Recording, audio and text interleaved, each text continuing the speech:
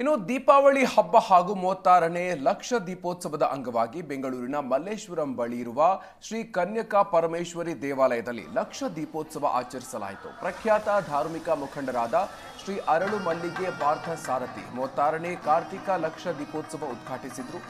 ಮೊದಲ 3 ಕಾರ್ತಿಕ ಸೋಮವಾರ ಹಾಗೂ ಭಾನುವಾರ ಭಕ್ತಾದಿಗಳ ಹಸ್ತದಿಂದಲೇ ಗಜ ಶಾಖಾಭಿಷೇಕ ನಡೆಯಲಿದೆ.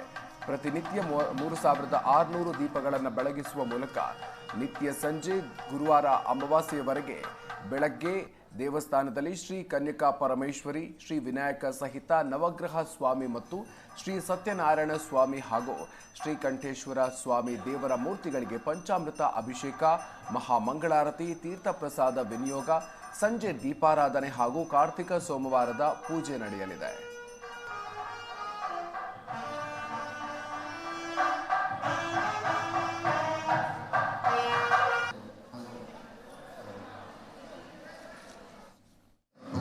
ಪ್ರತಿ ವರ್ಷ ಕಾರ್ತಿಕ ಮಾಸದಲ್ಲಿ ನಮ್ಮ ಹಿಂದೂ ದೇವಾಲಯಗಳಲ್ಲಿ ದೀಪೋತ್ಸವ ಮಾಡೋಂಥ ಒಂದು ವಾಡಿಕೆ ಇದೆ. ಅದರೊಳಗೂ ಲಕ್ಷ ದೀಪೋತ್ಸವ ಕೆಲವು ದೇವಾಲಯಗಳಲ್ಲಿ ಮಾತ್ರ ನಡೀಲಿಕ್ಕೆ ಸಾಧ್ಯ ಇರುತ್ತೆ.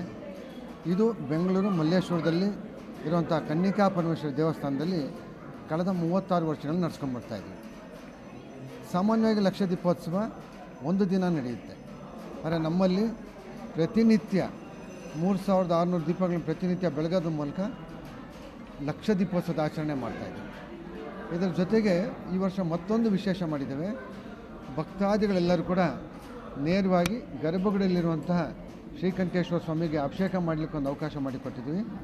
ಪ್ರತಿ ಭಾನುವಾರ ಮತ್ತು ಸೋಮವಾರ ಗಜ ಶಂಖ ಕುಂಭಾಭಿಷೇಕ ಅಂತ ಹೇಳ್ತಾರೆ. ಈ ವ್ಯವಸ್ಥೆ ಬಹುಶಃ ಈ ನಾಡಿನಲ್ಲಿ ಎಲ್ಲೂ ನಡೆದಿಲ್ಲ.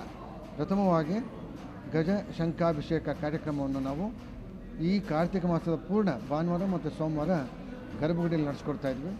ಭಕ್ತಾದಿಗಳು ಸಹ ಇದರೊಳಗೆ ಪಾಲ್ಗೊಳ್ಳಲಿಕ್ಕೆ, ಯಾಕೆಂದರೆ ಸಾಮಾನ್ಯ ಗರ್ಭಗುಡಿಯಲ್ಲಿ ಅಭಿಷೇಕ ಮಾಡಲಿಕ್ಕೆ ಯಾರಿಗೂ ಅವಕಾಶ ಇಲ್ಲ. ಇದೊಂದು ವಿಶೇಷವಾದ ಅವಕಾಶ ಇರುತ್ತೆ.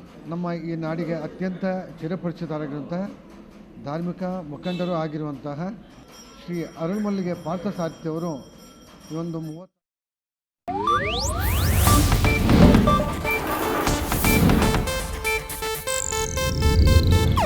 ಇದು ಏಷ್ಯಾನೆಟ್ ನ್ಯೂಸ್ ನೆಟ್ವರ್ಕ್ ಪ್ರಸ್ತುತಿ.